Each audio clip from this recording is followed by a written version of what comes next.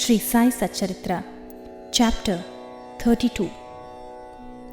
In Quest of Guru and God, Fasting Disapproved.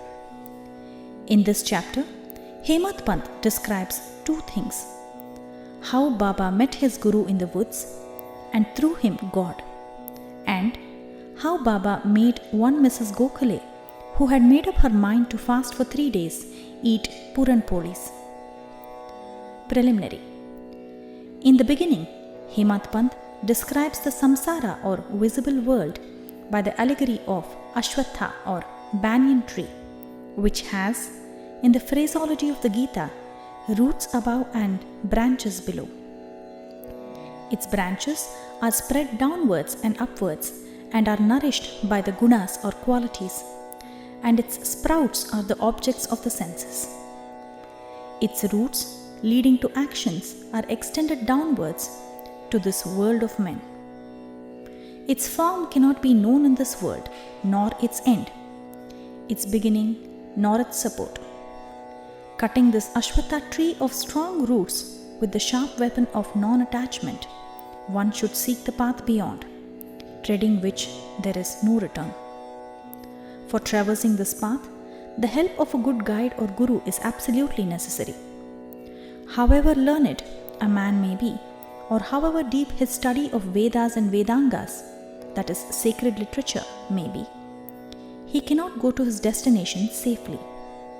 If the guide be there to help him and show him the right way, he would avoid the pitfalls and the wild beasts on the journey, and everything will be smooth sailing. Baba's experience in this matter, the story which he gave out himself, is really wonderful, which, when attended to, will give you faith, devotion, and salvation. The quest. Once, 4 of us were studying religious scriptures and other books, and, being thus enlightened, we began to discuss the nature of the Brahman.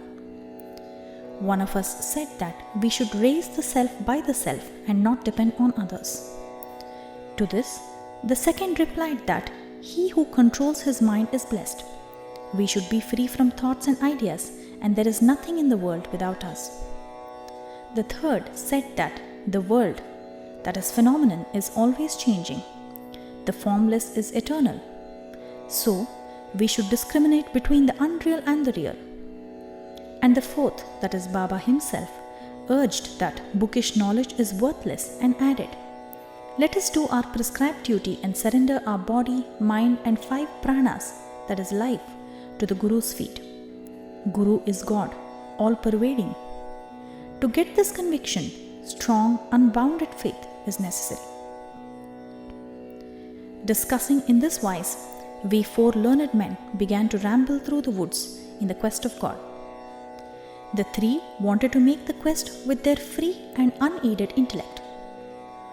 On the way, a Vanjari, that is a man who trades in certain things such as grain, etc., by carrying them on bullock, met us and asked us, "It is hot now.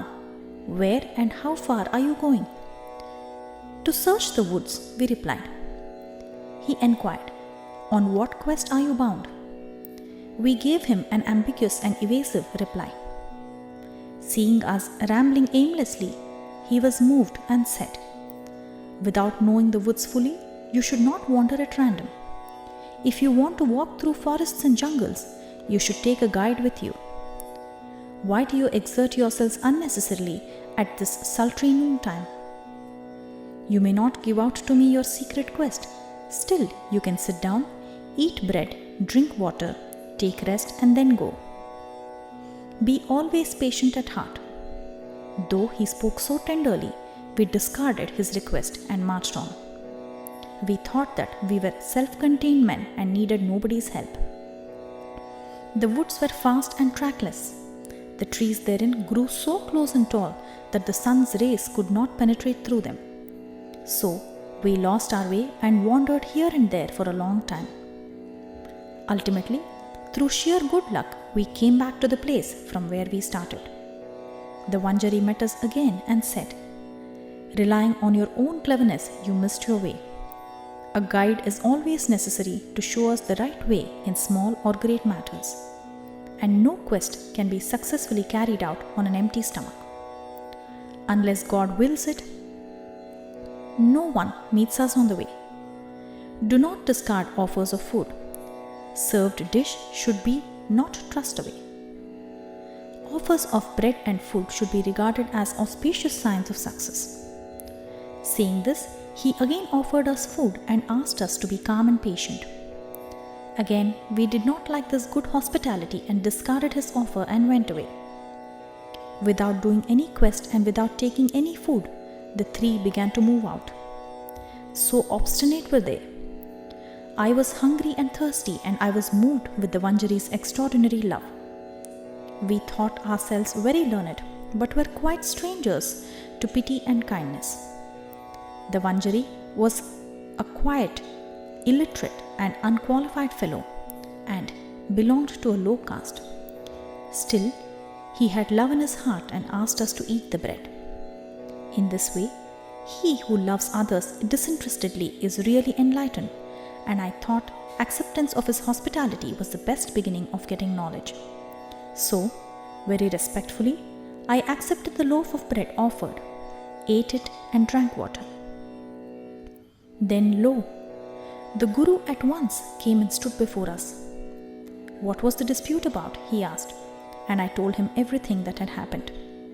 Then he said, "Would you like to come with me? I will show you what you want. But he alone who believes in what I say will be successful." The others did not agree to what he said and left him, but I bowed to him reverentially and accepted his dictum.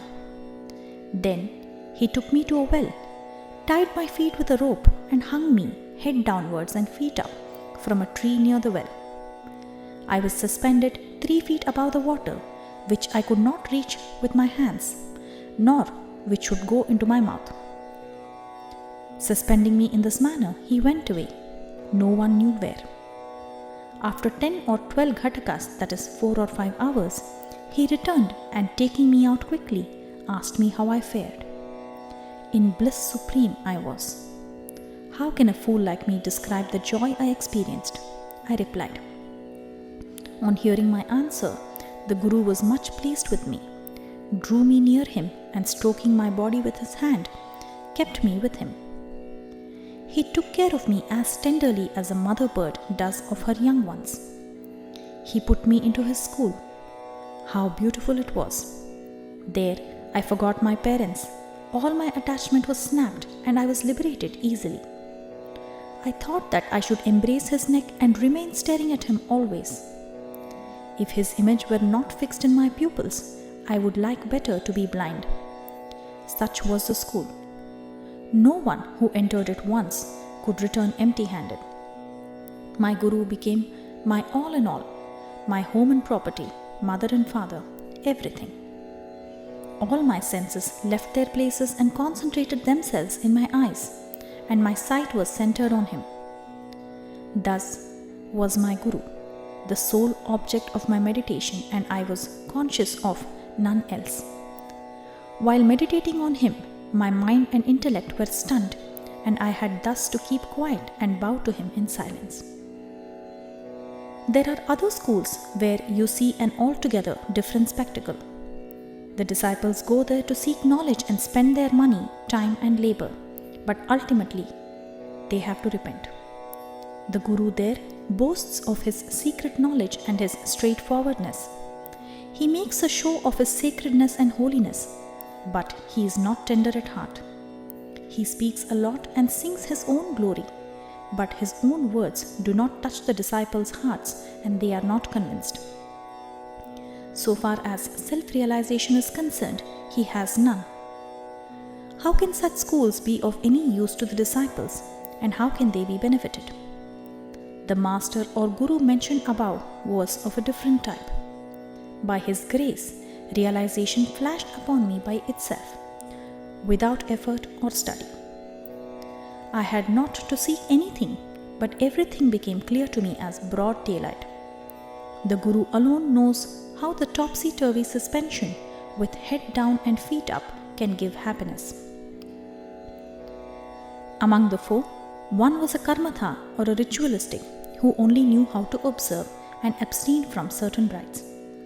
The second was a Jnani, who was puffed up with pride of knowledge. And the third was a Bhakta, who surrendered himself completely to God, believing that he was the sole doer. When they were discussing and arguing, the question of God turned up, and they, depending on their unaided knowledge, went in search of him. Sai, who was discrimination and dispassion incarnate, was one of the four.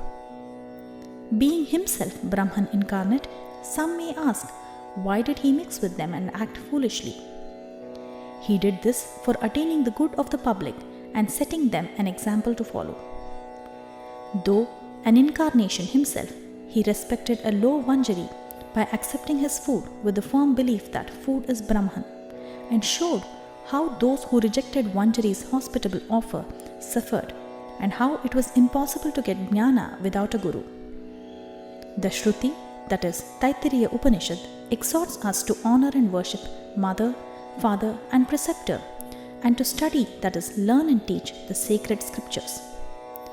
These are the means of purifying our minds, and unless this purification is effected, self-realization is not possible. Neither the senses nor the mind and intellect reach the self. Modes of proof such as perception and inference will not help us in the matter. It is the grace of the Guru that counts. The objects of our life such as dharma, artha and kama are attainable with our effort, but the fourth object, moksha, that is liberation, can only be had with the help of the Guru. In the darbar of Shri Sai, many personalities appear and play their part. Astrologers come and give out their predictions. Princes, noblemen, ordinary and poor men, sannyasis, yogis, songsters and others come for darshan. Even a mahar comes and, making a johar, that is his salutation, says, "This Sai is the Mai Bab, that is true parents, who will do away with our rounds of births and deaths." So many others, such as jugglers, gondhalis, the blind and the lame, nathpanthis, dancers and other players come and are given suitable reception. Biding his own time, the Vanjari also appeared and played the part assigned to him. Let us now revert to the other story. Fasting and Mrs. Gokhale. Baba never fasted himself, nor did he allow others to do so. The mind of the faster is never at ease. Then, how could he attain his paramartha, that is goal of life? God is not attained on an empty stomach. First, the soul has to be appeased. If there is no moisture of food in the stomach and nutrition, with what eyes should we see God? With what tongue should we describe His greatness? And with what ears should we hear the same? In short, when all our organs get their proper nutrition and are sound, we can practice devotion and other sadhanas to attain God. Therefore, neither fasting nor overeating is good. Moderation in diet is really wholesome both to the body and mind. One Mrs. Gokhale came to Shirdi with an introductory letter from Mrs. Kashibai Kanitkar, a devotee of Baba, to Dada Kelkar. She came to Baba with a determination to sit at Baba's feet, observing a 3 days fast. The day previous, Baba said to Dada Kelkar that he would not allow his children to starve during the Shimga, that is holy holidays, and that if they had to starve, why was he there?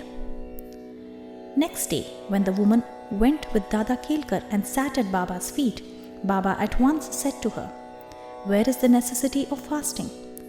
Go to Dada Bhatt's house, prepare the dish of puran polis, that is wheat rotis with gram flour and jaggery. Feed his children and yourself too." Shimga holidays were on. Mrs. Kelkar was then in her menses, and there was nobody to cook in Dada Bhatt's house. So, Baba's advice was very timely. Then Mrs. Gokhale had to go to Dada Bhatt's house and prepare the dish as directed. She cooked that day, fed others and herself. What a good story and how beautiful its import.